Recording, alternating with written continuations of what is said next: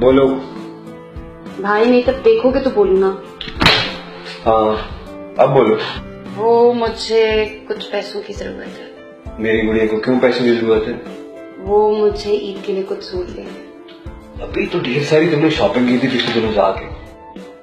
वो जैसे कपड़े मैं लाई थी ना, बिल्कुल वैसी प्रिंट जोया भी ले आई है। तो फिर क्या हुआ? अब वो मैं नहीं पहन सकती। आप मेरी इतनी सी ख्वाहिश भी पूरी नहीं कर सकते। बेटा ख्वाहिश को ख्वाहिश ही रहने दो, जरूरत ना बनाओ।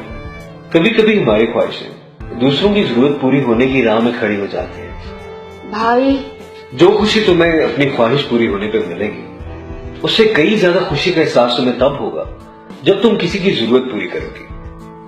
तजुर्बा शर्त है। भाई मुझे फलसफा नहीं, पैसे चाहिए।